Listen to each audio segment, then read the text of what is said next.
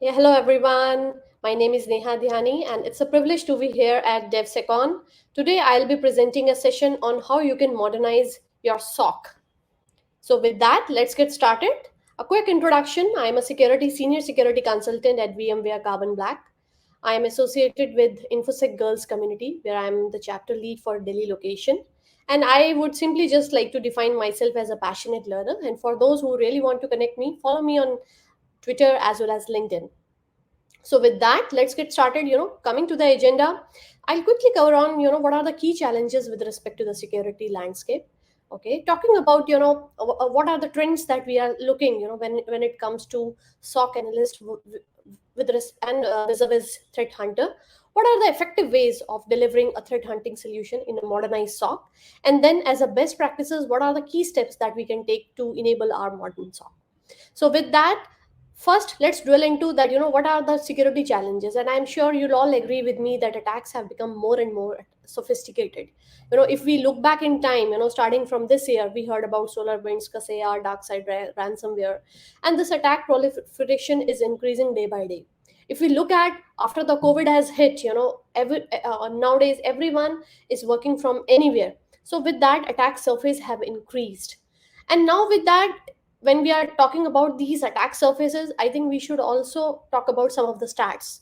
When it comes to understanding these attacks, we understand that the dwell time to investigate a specific attack is still taking close to 78 days. It's becoming a nightmare for the SOC team to understand, to do that RCA around that, how this particular incident started within their organization. Similarly, if we look at the magnitude of the attacks, we are talking about 48 breaches, and that is costing around 3.92 million. This is massive. And if you look at from the investment perspective, organizations are completely lost in the kind of security tools that they have currently in their organization. In spite of having multiple tools, none of them talking to each other, giving them this unified visibility in terms of what is happening within their environment.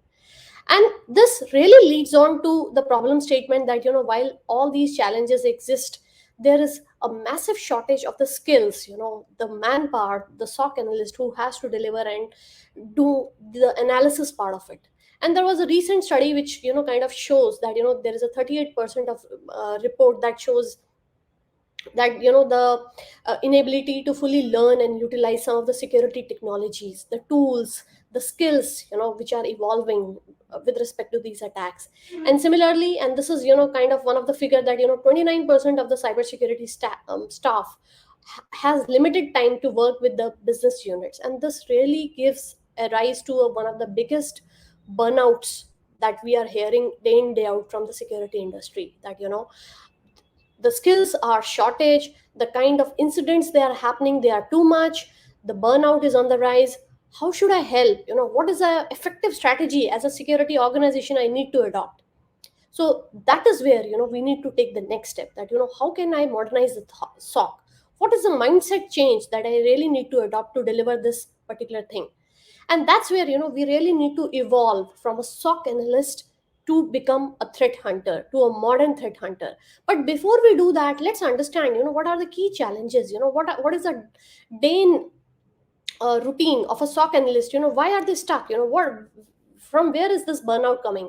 And this is one of the typical facts that has come out from the survey recently, that 73% of the SOC analysts says that their time is spent analyzing that 25 to 75% of the alerts are false positives. There is a high ratio that there is a high job dissatisfaction because they are getting overwhelmed by looking and investigating into these alerts which are happening day in day out. Okay. And then they say that more than half of the SOC analyst teams have a turnover of less than 25%. So this is where they are completely lost in the volume, the same reactive exercise, managing the low fidelity alerts, which is like where they are completely getting lost. Now, if I really look into the flip side of it, that how as a threat hunter has evolved and how challenging and exciting their day could be. So this is the flip side, which talks about that rather than being a reactive threat hunters has adopted a more proactive approach, where they are not just looking into the reactive thing, but they are rather investigating, going a one step further and looking into what is the malicious and the abnormal activity which is happening within their environment. Okay, they are investigating that high fidelity alerts, which are specifically focused on TTPs rather than just simply looking that what went wrong. They are looking into what possibly could go wrong, how they are measured. They are looking into the number of artifacts with the attack tags. By being integrated with the MITRE, they quickly get alerted on what are the critical events which are happening with respect to the TTPs, relevant TTPs, where the focus is required. And if you look at the job satisfaction, this is completely opposite. They say that they really love doing that job. Their days are much more exciting, forming a hypothesis, looking into that what could possibly go wrong. This is something that they love to do, rather than coming under pressure, then investigating an incident and getting frustrated that when we are not able to even identify the root cause behind it. So idea is that you becoming more strategic, becoming more adaptive, and then giving a new thought process to the overall SOC management is something the need of an hour today. And if you ask me, today's SOC analyst has to definitely become tomorrow's threat hunter. And while we think about delivering it, we really need to understand further in a brief that what exactly is the cyber threat hunting. So cyber threat hunting, if you ask me, is nothing but just a process of proactively searching my environment to detect and isolate the advanced threat that could evade my existing security controls. Vis-a-vis, if you look at threat detection is, I would say, a reactive way of looking at, wherein an incident has happened and then I start navigating into that what went wrong. So threat hunting could be based on multiple source factor. It could be basis the new research, it could be basis a new breach that has happened, or even it could be as simple as any other activity that is happening within my environment. So anything could be, I would say, a source of my threat hunting. Now let's talk about that, what could be a trigger for me to start. Where do I start? So looking into that, all of a sudden, if I see that alert shows 80% of the utilization by a single user, okay, even that could be a trigger for a threat hunt. Okay, a logon from a malicious IP has been detected at an odd hours, even that seems to be a suspicious activity. So you can imagine that anything which definitely seems abnormal, okay, definitely seems out of the way, could be a trigger for me to understand that what could be, this could be a hypothesis for me to go ahead and do my threat hunting, do my proactive investigation. And while I do so, I really need to look into multiple process events across, which are happening from multiple sources. It could be your IPS feeds, your network traffic, your SIM alerts, your threat intel sources, your vulnerability scanners. Even if you look at tools like EDR, endpoint detection and response, they are one of the effective ways to deliver threat hunting, because as a tool like EDR, it is kind of capturing your all process events, network connections, command line executions. So it is kind of capturing all the process events, so that at any point of time, if you go back, you will be able to see that what happened at particular point of time, pre-event, post-event, and during that event. So these are some of the ways, but let's talk about what are the effective ways of delivering that. And the effective ways of delivering that, the first step and the foremost step is to form the hypothesis and test. And when I say that, I have to form a hypothesis and threat, we really need to think as a threat hunter, and must take a step back and ask whether this incident which is happening in my environment, is this secure. And to ask this question, threat hunter would further ask, if I was an attacker and I have to attack this environment, what would I do? What assets do I attempt to target? How would I gain access? Answer to all these questions could be the basis of your threat hunting exercise. Now, for example, let's assume that there's a developer machine with source code which is targeted by an attacker. So in this case, attacker might attempt to exfiltrate the data from this machine. We can look for odd service, incorrect network connections, abnormal behavior, or anything suspicious that's looks out of the way. And then once we have done that, the next step is to map it on a threat framework like MITRE, Lockheed Martin, or cyber kill chain. So for example, we realize that unauthorized script, there is an unauthorized script that exists in the startup folder. of a machine. Now, after examining that script, we classify it to be as persistent, meaning that even if you reboot the machine, that problem persists. Okay, so with this information, we can review the framework that generally is the next step for an attacker after gaining the persistence will be the privilege escalation. This lead to the formation of a new hypothesis that how an attacker may escalate their privileges within our environment and give us a standing point to what to look for next. Okay, so this is definitely the next step. And the third step in the effective threat hunting program is to maintain a holistic perspective. It means that to leverage any external threat intel that you may have. Okay, it can be using any of the third party threat intel, it could be your own threat intel, it could be industry standard best practices or advisories that you want to combine as part of your platform. So this can include even an after action report of another and another any recent attack or threat that you have seen.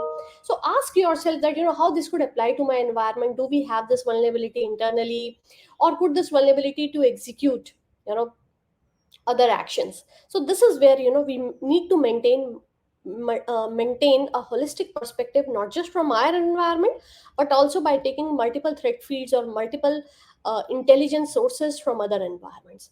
And then the fourth and the foremost step is to know your environment, which means that it's very important for us to know our environment inside out. When I say that, it includes that what assets do we have, what operating systems are we running, what are the critical applications that we are running. So basically we need to have a full inventory of our software, because attackers are anyways going to scan our environment.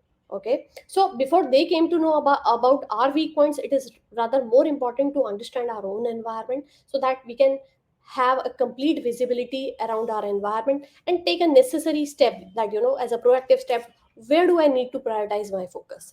And then the last at the step is to narrow down the focus. So as a threat hunter, we can look for like unusual traffic by testing our hypothesis at the macro level. We may be looking for traffic going out to odd locations, or unusual number of network connections at any odd time, or like network connections with mismatched protocols. So say for example, like if we see an account which is being logged in from 13 different machines, wherein it is only supposed to be logged from one machine, then it means that we can narrow down our focus on those compromised machines, those 13 machines which are compromised. So that's where we can start our investigation. So this is how we need to map the effective way of threat hunting by following these critical steps. So, and that's kind of bring me to the exercise that I was quoting, that to start our threat hunt, we really need to define our hunt, that how do we start. It could be a hypothesis based, by looking into the trusted tools that I have within my environment. It could be PowerShell, WMI, and continuously looking that what is the effective way that PowerShell could work, and what are the suspicious way. So that's where we refine our hunt by filtering out the false positive. And once we see that there is a malicious source, it could be like PowerShell running a command shell, which is kind of running a script which is trying to going to GitHub and trying to download some mimikatz kind of a thing. So that's where we really need to refine our hunt, understand the malicious activity, see that how it started, understand the root cause, and then work towards that what are the next steps, that what are the remediation steps that I could take.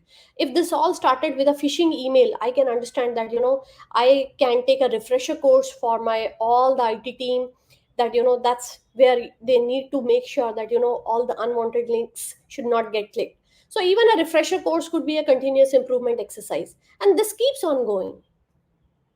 So this is like a kind of a view from a, I would say, from a tool like EDR, which really helps you to give you a process tree kind of a visualization to understand and to deliver a RCA kind of a capability, like giving a capability for you to do a alert triage, to understand how this particular incident started within your organization, what was the parent process, to how many other child process did it contacted, at each and every level what it was trying to do, what was the scope of that incident. Okay, so that's where you will have a complete visibility within your environment.